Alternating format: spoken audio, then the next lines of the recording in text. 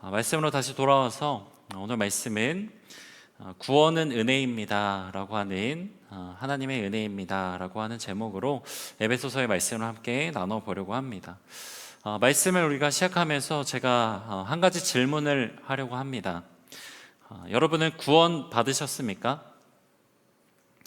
저를 한번 봐주세요. 제가 질문해 드릴게요. 구원 받으셨습니까? 네, 바로 이제 아멘, 저는 구원 받았습니다 라고 하는 대답이 나오는 사람도 있겠지만, 때로는 이 대답이 선뜻 나오지 않는 분도 아마 계실 거예요. 잘 모르겠어요, 구원의 확신이 좀 없는 것 같아요, 받은지 잘 모르겠어요 라고 하는 그런 분들도 있을 것 같습니다. 그런데 구원 받았습니까? 라고 하는 질문보다 더 중요한 질문이 있어요. 여러분은 왜 구원을 받아야 합니까? 옆에 사람 보면서 함께 이렇게 질문해 보도록 하겠습니다. 당신은 왜 구원 받아야 합니까? 그걸 왜 나한테 물어봅니까? 라고 하는 이런 표정인데, 당신은 왜 구원 받아야 합니까? 네, 여러분, 구원 받아야 되는 이유를 알고 계십니까? 생각해 보신 적이 있으신가요? 구원을 받아야 한다. 이 구원이라고 하는 단어의 뜻은 건짐을 받다라는 뜻이에요. 여러분, 이거 근데 잘 한번 생각해 보시기 바랍니다. 구원을 받는다? 그러면 이미 무언가가 잘못되어 있다라는 거예요. 지금 상태로는 제대로 살 수 없는 상태니까 구원을 받아야 하는 거예요. 그런 거잖아요, 그렇죠? 예를 들어 물에 빠진 사람이 있어요. 그 사람에게 뭐가 필요해요? 구조가 필요한 거예요. 길을 잃은 사람이 있어요. 그러면 그 사람에게 내비를 켜주든 지도를 보여주든 도움을 주어야 합니다. 병이 든 사람이 있어요. 치료를 받아야 하는 거예요. 뭔가가 문제가 있으면 해결 방법이 나오는 겁니다. 근데 우리가 구원을 받아야 한다라고 하는 것은 우리의 상태가 제대로 된 상태가 아니었다라는 것입니다. 어떤 상태였을까요?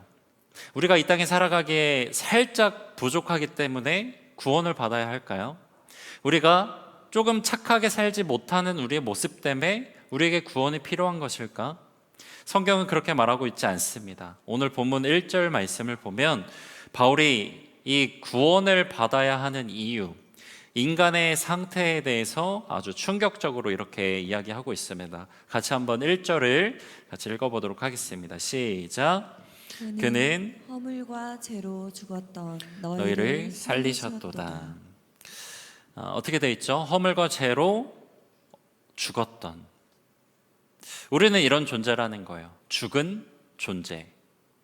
여러분, 이것이 말하는, 성경이 말하는 인간의 진짜 문제입니다. 그리고 이것이 우리에게 구원이 필요한 진짜 이유가 되는 거예요. 지난주에 우리가 복음이 무엇인지 함께 살펴봤습니다. 예수 그리스도께서 우리를 위하여서 죽으시고 부활하셨다. 이것이 뭐라고 했죠? 이것이 복음이다. 그렇죠? 예수님이 죽으시고 부활하신 이 사실이 우리에게 복음이다라고 했어요. 사실이라고 했어요. 오늘은 여기서 한 발자국 더 들어가 보려고 합니다. 예수님의 이 죽으심과 부활하심이 도대체 왜 우리에게는 기쁜 소식이 되었던 것일까? 왜 예수님이 이 땅에 오셨어야만 했던 것일까? 이유가 명확하다라는 거예요. 오늘 본문 말씀 1절대로 우리가 죄와 허물로 인하여서 죽었기 때문에, 죽은 존재이기 때문에 구원이 필요하다. 그래서 오늘 말씀은 죽은 죄인인 우리를 하나님이 어떻게 살리셨는가, 왜 이 구원이 전적으로 하나님의 은혜인가, 이 부분에 대해서 함께 말씀을 나눠보려고 합니다. 오늘 우리가 본문으로 채택해서 읽는 에베소서 2장 말씀, 그리고 1장 말씀, 그리고 요한복음 11장에 나오는 나사로 사건을 통하여서 이 구원에 대해서 우리가 함께 깊이 생각하고 또 묵상하고 결단하는 시간 되기를 소망합니다. 여러분, 우리는 죽어 있었다라고 했습니다. 다시 한번 1절 말씀을 같이 한번 읽어보도록 하겠습니다. 시작. 그는 허물과 죄로 죽었던 너희를 살리셨도다. 아멘. 그는 예수 그리스도께서 말씀하시는 거죠. 예수님께서 허물과 죄로 죽었던 너희를 살리셨도다. 성경은 우리 상태에 대해서 이렇게 판단합니다. 병이 조금 들었어. 조금 부족한 상태야. 혹은 도움이 필요한 상태야 정도로 얘기하지 않습니다. 우리를 어떻게 진단하냐면 너희는 죽은 존재야 라고 이야기합니다. 사망했다. 사실 이 말씀을 들으면 조금은 동의가 안 되는 부분이 있어요. 난 살아있는데, 지금 살아있어서 밥도 먹고 숨도 쉬고 활동하고 나 살아있는데 내가 뭘 죽었냐. 여러분, 성경이 말하는 죽음은 육체적인 죽음을 얘기하는 것이 아닙니다. 영적인 죽음, 하나님과의 관계가 끊어졌다라는 거예요. 이 끊어진 상태의 우리의 모습에 대해서 2절, 3절에서 이렇게 표현하고 있습니다. 같이 한번 2절, 3절 읽어볼게요. 시작. 그때에 너희는 그 가운데서 행하여 이 세상 풍조를 따르고 공중의 권세 잡은 자를 따랐으니 곧 지금 불순종의 아들들 가운데서 역사하는 영이라. 전에는 우리도 다 그 가운데에서 우리 육체의 욕심을 따라 지내며 육체의 마음에 원하는 것을 하여 다른 이들과 같이 본질상 진노의 자녀이었더니. 아멘. 영적인 죽음의 상태에서의 우리 모습이 어떤가 2절부터 보시면 이 세상의 풍조를 따랐대요. 그리고 공중의 권세 잡은 자, 사탄의 영향 아래 있었고 사탄을 따랐고 육체의 욕심을 따라서 지냈고, 그래서 본질상 진노의 자녀였다. 하나님과의 관계가 끊어져서 이런 존재로 살아갔다라는 거예요. 여러분, 이 부분을 잘 이해하기 위해서 요한복음 11장에 나오는 나사로의 이야기를 생각해 볼 수 있어요. 여러분, 나사로는 죽었습니다. 성경에 보니까 죽고 나서 무려 나흘이나 지났다고 했어요. 4일이나 지는 겁니다. 장례도 다 끝났고 무덤에 들어간 거예요. 사람들은, 주위의 사람들 모든 것이 다 끝났다라고 생각을 합니다. 그래서 마르다는 예수님에게 이렇게까지 이야기합니다. 요한복음 11장 39절 말씀 같이 한번 읽어보겠습니다. 시작. 예수께서 이르시되 돌을 옮겨 놓으라 하시니 그 죽은 자의 누이 마르다가 이르되 주여, 죽은 지가 나흘이 되었음에 벌써 냄새가 나나이다. 아멘. 마르다가 이렇게 고백합니다. 예수님, 이 나사로는 죽은 지 4일이나 됐어요. 심지어 냄새까지 납니다. 이 완전한 죽음의 상태였다는 거예요. 여러분, 돌이킬 수가 없는 상태입니다. 그렇다면 이 나사로가 스스로 무덤 밖으로 걸어 나올 수가 있을까요? 할 수 없죠. 왜요? 죽었기 때문에. 아주 간단한 문제입니다. 스스로 걸어 나올 수 없어요. 스스로 움직일 수도 없고 스스로 살아날 수도 없습니다. 여러분, 이것이 하나님께서 보시는 인간의 상태인 거예요. 스스로 살아날 수조차 없는, 스스로 뭘 할 수도 없는 그런 존재. 그래서 사람에 대해서 이렇게 평가하는 거예요. 사람은 조금 병든 수준의 그런 존재가 아니라 완전 죽은 상태, 전적으로 타락한 상태. 신학적인 용어로 전적 타락이라고 이야기를 합니다. 죄로 인해 모든 것이 다 타락해 버린 거예요. 생각도, 의지도, 관계도, 감정도 다 죄로 인해서 오염되어서 타락되어 버립니다. 무엇보다 이 죄로 인해서 하나님과의 관계가 끊어져 버렸다라는 거예요. 이미 죽어버린 존재가 된 우리가 스스로 하나님께 나아갈 수조차 없고, 스스로 자신을 구원할 수조차 없고, 스스로 살아날 수가 없는 것입니다. 그래서 이 죽은 사람들에게 더 좋은 환경이나 더 좋은 조건은 아무런 필요가 없는 거예요. 죽은 자에게 필요한 것은 뭐예요? 생명입니다. 한번 같이 고백해 보도록 하겠습니다. 죽은 자에게 필요한 것은 생명입니다. 네, 이것이 구원이 우리에게 필요한 이유입니다. 그리고 오늘 본문은 이 구원이 누구로부터 오든지 보여주고 있습니다. 여러분, 1절부터 3절까지 눈으로 보시면은 정말 암울해요. 죄, 불순종, 진노, 죽음, 어디에도 소망이 없어 보입니다. 하지만 바울은 4절부터 아주 놀라운 전환을 보여주고 있습니다. 같이 한번 4절 말씀을 읽어보도록 하겠습니다. 4절 시작. 긍휼이 풍성하신 하나님이 우리를 사랑하신 그 큰 사랑을 인하여. 아멘. 헬라어 원문을 보면 4절을 이렇게 시작하고 있어요. 호데테우스. 무슨 뜻이냐면 그러나 하나님께서라고 하는 단어로 시작되고 있어요. 4절 앞에 이렇게 적어 두시면 좋습니다. 그러나라고 하는 게 한글 번역에서 조금 빠졌어요. 그러나 긍휼이 풍성하신 하나님이. 그러나 1절부터 3절까지를 기억해 보세요. 우리의 존재에 대해서 적나라하게 얘기합니다. 너네 죽은 상태야. 너네 죄로 인해서 죽었어. 그러나 긍휼이 풍성하신 하나님께서. 성경에서 정말 아름다운 단어 중에 하나는 이 그러나예요. 그러나. 반전의 역사를 기록하기 때문입니다. 원래 우리는 죽어 있었고 죄 가운데 있었고 하나님의 진노 아래에 있었다는 거예요. 그런데 성경이 얘기합니다. 그러나 하나님이. 대반전이 일어납니다. 우리의 이 절망스럽고 소망이 없는 우리의 이야기에서 우리를 살리시는 희망의 이야기, 생명의 이야기가 하나님으로부터 시작되었다라는 거예요. 여러분, 복음은 여기서부터 시작되는 것입니다. 인간을 보면 절망스럽고 죽음밖에 안 보이고 죄 덩어리잖아요.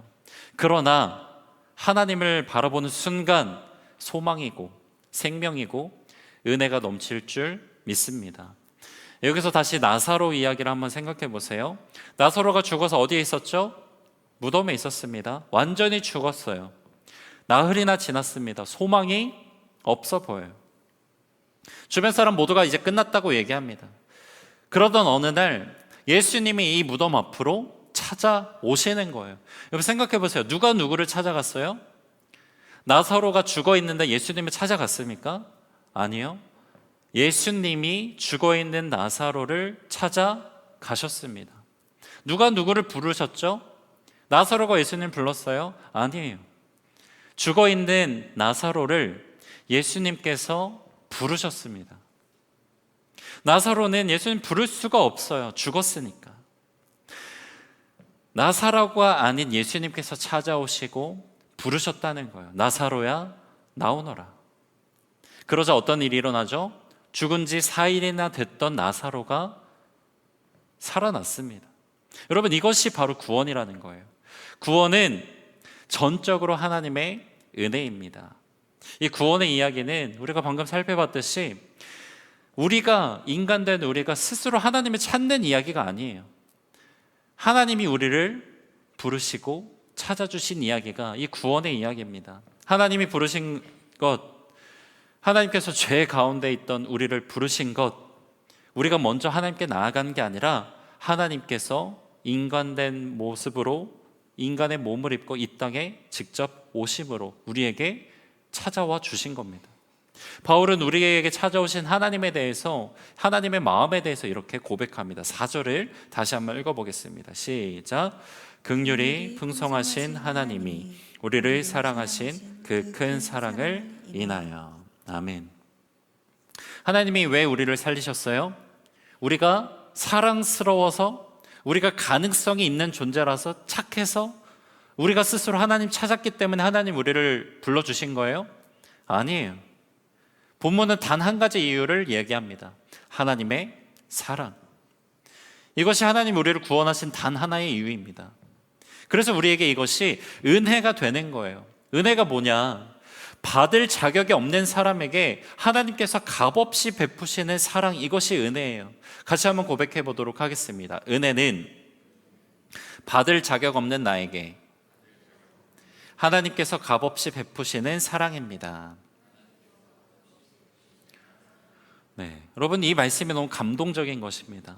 나 자체로는 정말 아무 쓸모없는 존재고 죄악 덩어리고 고쳐 쓸 수도 없는 이미 죽은 존재인데, 사랑을 받을 만한 자격조차 없는 그런 사람인데, 이런 못난 나를 하나님께서 직접 찾아와 주시고 불러주시고, 이 하나님의 사랑 안에서, 이 사랑 안에 매여서 하나님 앞에 나아갈 수 있다니 얼마나 이것이 감사한 고백이 될 수밖에 없는 것이죠.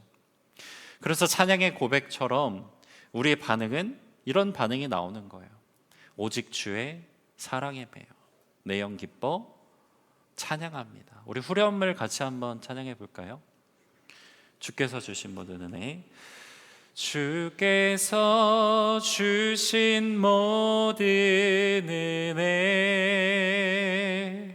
나는 말할 수 없네. 내 영혼 즐거이 주 따르렵니다. 주께 내 삶 드립니다. 이 찬양의 고백이 여러분들의 고백이 되시기를 소망합니다. 아무런 자격조차 없고 소망이 없던 나에게 하나님이 찾아와 주셔서 사랑해 주시고 우리를 구원해 주신 거예요. 그 구원의 은혜를 입은 나는 감히 가만히 있을 수가 없는 거예요. 나는 나 자체로는 자랑할 것이 없어요. 죄의 덩어리예요. 죄와 허물로 죽었던 존재입니다. 그런 우리를 하나님께서 사랑해 주셔서 살리시고 우리는 이제는 그 사랑에 매여서 살아가는 존재가 되었다. 이것이 은혜인 줄 믿습니다. 이 사랑은 우리가 하나님을 알기 전부터 시작되었어요. 에베소서 1장 4절 말씀에는 이렇게 고백합니다. 같이 한번 읽어보겠습니다. 시작. 곧 창세 전에 그리스도 안에서 우리를 택하사 우리로 사랑 안에서 그 앞에 거룩하고 흠이 없게 하시려고. 여러분, 예수 그리스도를 믿게 된 경로에 대해서 여러분은 어떻게 생각하시나요? 내가 예수님을 믿기로 결심했으니까 믿기 시작한 거예요? 내가 교회를 선택했으니까, 내가 죄에 빠져 있지만 하나님께 돌아왔으니까 예수님을 믿게 된 것입니까? 시작이 다르다는 거예요.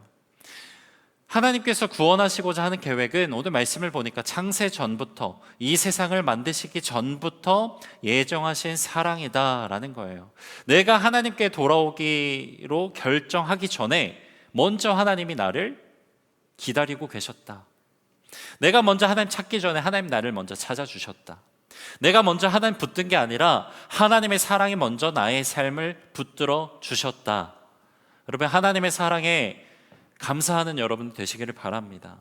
그 사랑에 매여 기쁨으로 살아내시기를 바랍니다. 여러분, 이것이 하나님께서 2000년 전에 십자가에 죽으시고 부활하심으로 완성하신 구원입니다. 복음이라고 했습니다. 이 예수님의 이 역사에 대해서 우리를 위하여서 이 땅에 오셔서 죽으시고 부활하신 예수님께서 우리의 구원을 위해서 이루신 모든 일을 우리는 조금 어려운 말로 기독론이라고 합니다. 객관적인 구원이라는 거예요. 그런데 여러분, 예수님께서 구원을 이루셨다고 해서 모든 사람들에게 자동으로 이 구원이 적용된다는 건 아니에요. 구원이 어떻게 내 것이 되었을까? 어떻게 내가 살아나는 존재가 되었을까? 다음 주 우리가 말씀 나눌 부분인데, 성령 하나님께서 죽어있던 우리를 살리시고 이 복음을 믿게 하시고 예수 그리스도와 연합하게 하신 이 일로 인하여서 우리가 구원을 얻게 되었습니다. 구원의 적용, 그리고 그 모든 여정을 구원의 서정이라고 얘기합니다. 이 부분을 좀 정리하면 예수님께서는 구원을 이루셨습니다. 그리고 성령님께서 이 구원을 우리에게 적용하십니다. 그래서 이 구원에 대해서 우리가 정리를 하면 이 그리스도의 사역으로 완성되었고 성령님의 역사로 우리 안에 이루어진 것이다. 이것이 여러분들에게 임한 구원인 줄 믿습니다. 바울은 이제 8절부터 구원이 우리에게는 그러면 어떻게 주어졌는가 설명하고 있습니다. 함께 8절을 같이 읽어보겠습니다. 시작. 너희는 그 은혜에 의하여 믿음으로 말미암아 구원을 받았으니 이것은 너희에게서 난 것이 아니요 하나님의 선물이라. 아멘. 구원이 뭐라고요? 선물이다. 선물은 돈 주고 사는 것이 아닙니다. 노력해서 얻는 것도 아니에요. 믿음으로, 은혜로 받는 것입니다. 바울은 분명히 말합니다. 이것은 너희에게서 난 것이 아니야. 여러분, 구원의 시작과 과정과 이 모든 결과 모두 하나님께서 난 것임을 믿으시기를 바랍니다. 그래서 이 구원에 대해서 내가 자랑할 것이 하나도 없다는 거예요. 나사로를 한번 생각해 보세요. 살아난 뒤에 사람들에게 이렇게 말할 수 있었을까요? 여러분, 제가 무덤에 있을 때 엄청 노력해서 제가 살아났어요. 여러분, 제가 평소에 좀 살아나는 연습을 좀 했거든요. 숨을 좀 멈췄다가 이렇게 하면 이거 좀 연습했더니 제가 나흘 만에 살아났어요. 얘기를 할 수 있을까요? 여러분, 제가 삶에 대한 의지가 굉장히 강하거든요. 그래서 저는 죽은 지 4일이나 됐지만 제 의지로 다시 부활했어요. 이렇게 얘기할 수 있어요? 없어요? 없어요. 우리도 마찬가지입니다. 하나님 앞에 섰을 때 하나님, 저희 부모님이 하나님 진짜 잘 믿었거든요. 그래서 저도 구원 받을 것 같아요. 저 당연히 구원 받는 거죠? 얘기할 수 없어요. 그저 이렇게 고백할 뿐입니다. 예수님이 하셨습니다. 예수님이 나를 살리셨습니다. 모든 것이 하나님의 은혜인 것이죠. 9절에 또 이렇게 이야기합니다. 9절 같이 읽어볼게요. 시작. 행위에서 난 것이 아니니 이는 누구든지 자랑하지 못하게 함이라. 아멘. 행위에서 난 것이 아닙니다. 그래서 이 은혜조차도 자랑할 수가 없는 거죠. 근데 우리는 자꾸만 이것을 머리로 자꾸 잊어버립니다. 신앙생활을 하다 보면은 어느 순간 하나님 앞에 이 성적표를 들고 서게 된다는 거예요. 뭔가 이번 주에 기도를 좀 많이 했어. 그러면 하나님께 더 가까이 간 것 같고, 봉사를 좀 더 열심히 잘한 것 같아. 하나님께 칭찬받을 것 같고, 예배 잘 드렸어. 하나님이 더 나를 사랑해 주실 것 같아. 반대로 기도를 하지 못한 날은 하나님 앞에 괜히 피하게 되는, 위축되는 거야. 말씀을 많이 못 읽었어. 죄책감이 막 일어나.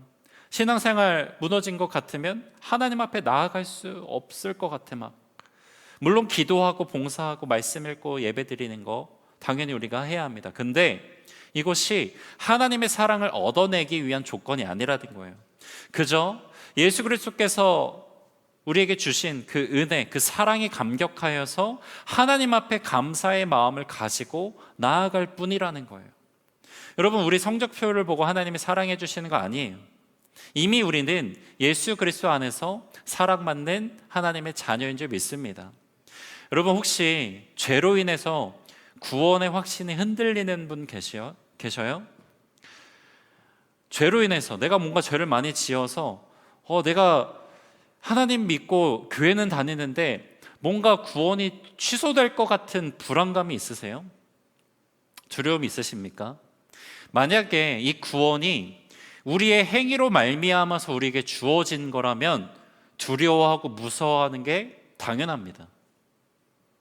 하지만 구원은 하나님의 선물이기 때문에 철저히 예수 그리스도를 통해서 우리에게 이루어진 일이기 때문에 우리의 구원은 흔들리지 않습니다. 구원은 오직 예수 그리스도께 달려있기 때문인 것이죠.